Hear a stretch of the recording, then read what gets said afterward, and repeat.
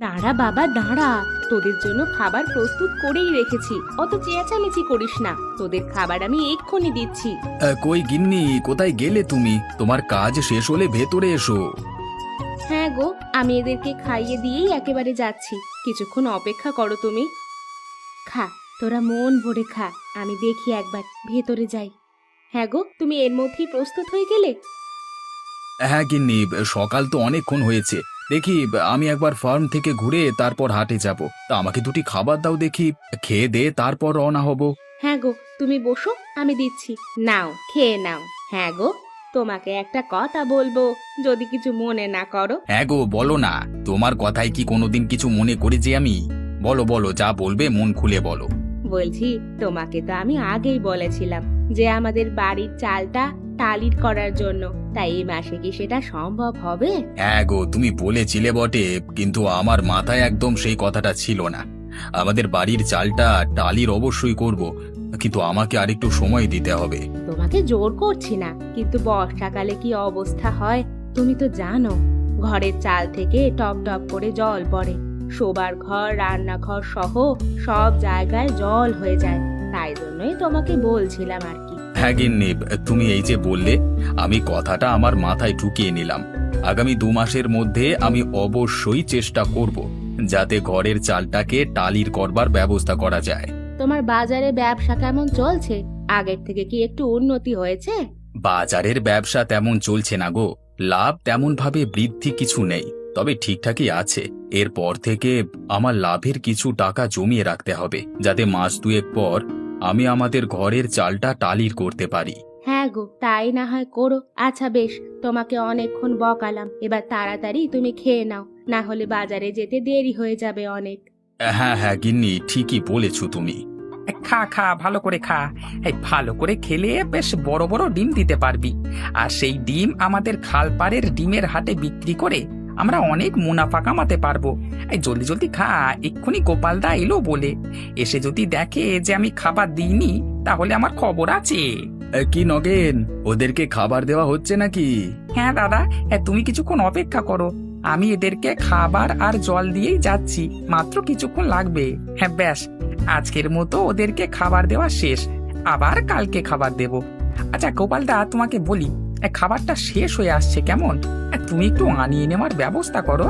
আচ্ছা সে ঠিক আছে, আমি কালকের মধ্যেই ওদের খাবারের বন্দোবস্ত করছি। আচ্ছা এখন বল দেখি, আজকে কি ডিম দিয়েছে ওরা? হ্যাঁ দেবে না মানে, এই নগেন যাদের দেখাশোনা করে তারা ডিম না দিয়ে যাবে কোথায়? আজকে অনেকগুলো ডিম দিয়েছে। হ্যাঁ তুমি তো এক্ষুনি হাটে নিয়ে যাবে তাই তো? আমি সব কটা ডিম ভালোভাবে সাজিয়ে রেখেছি, তুমি নিয়ে গিয়ে বিক্রি করে এসো কেমন?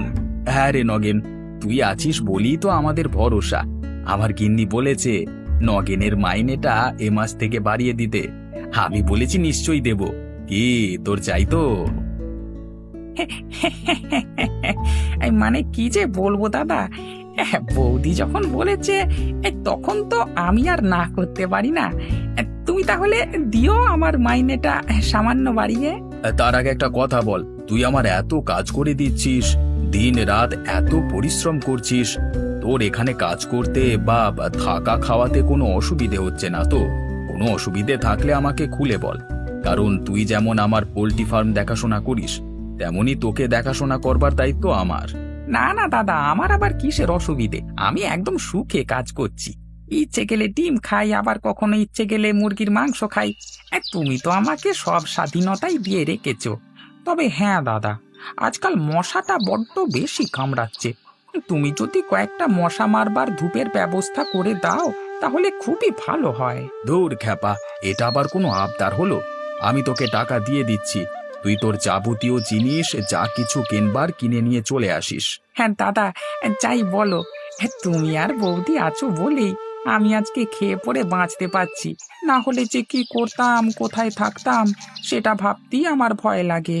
আচ্ছা সেসব তোকে ভাবতে হবে না, তুই এক কাজ কর, আজকে যে কটা ডিম পেয়েছিস সব কটা ডিম আমাকে একটু নিয়ে এসে দে দেখি। আমি খালপাড়ে ডিমের হাটে চলে যাই, যত তাড়াতাড়ি সম্ভব ডিমগুলো বিক্রি করে আবার বাড়ি ফিরে আসতে হবে। তো দেরি করে গেলে মুনাফা কম হবে, তখন তোরই মাইনে বাড়াতে পারবো না, বুঝলি? এই না না দাদা, আমি এক্ষুনি তোমাকে ডিমগুলো এনে দিচ্ছি গো। প্রধান সাহেব বাড়িতে আছেন নাকি? একবার বাহার আইয়ে, থোড়া সা জরুরত থা। আপনাকে তো ঠিক চিনতে পারলাম না, আপনি কে? আমি বহুত দূর থেকে এসেছি। আপনার সাথে বিশেষ দরকার ছিল। আপনার কাছে কি একটু সময় পাওয়া যাবে? কিছু কথা বলি, আমি यहाँ से চলে যাব। আচ্ছা আসুন, তবে ভেতরে আসুন, বলুন আপনাকে কিভাবে সাহায্য করতে পারি? দেখুন, আমি ব্যবসায়ী লোক আছি।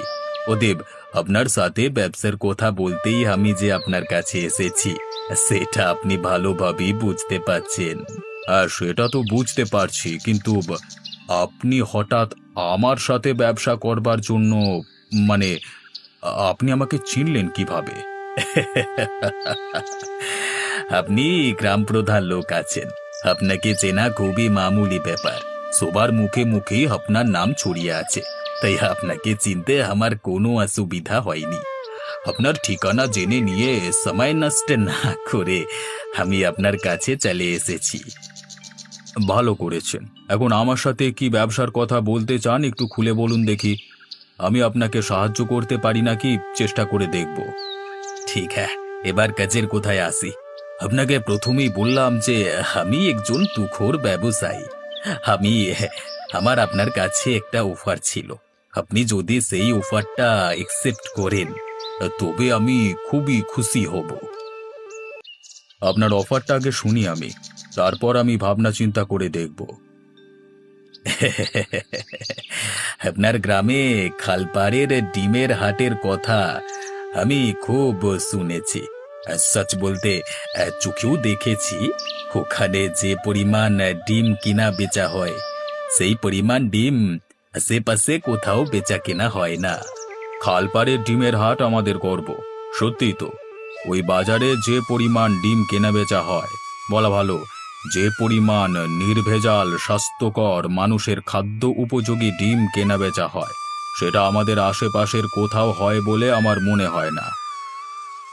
হ্যাঁ, এখন আমি খোঁজ নিয়ে দেখেছি, এই খালপাড়ের ডিমের হাটে বেশিরভাগ ডিমটাই সাপ্লাই করে গোপাল নামক একজন পোল্ট্রি ফার্ম মালিক।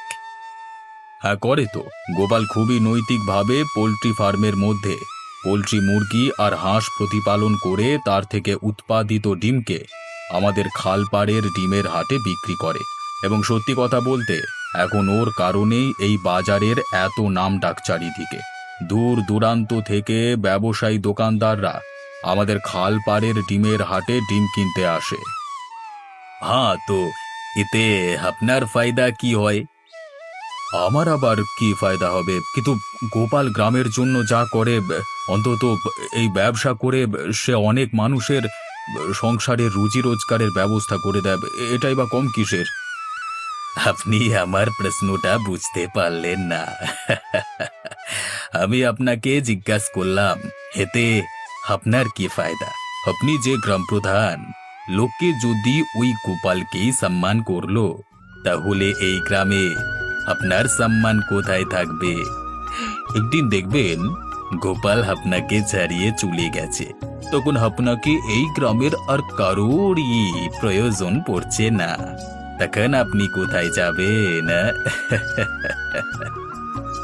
আপনি কি বলতে চাইছেন আমি ঠিক বুঝতে পারছি না। প্রধান সাহেব, আপনার মস্তিষ্কটা একটু খাটান, তাহলেই সব কুছ বুঝতে পারবেন।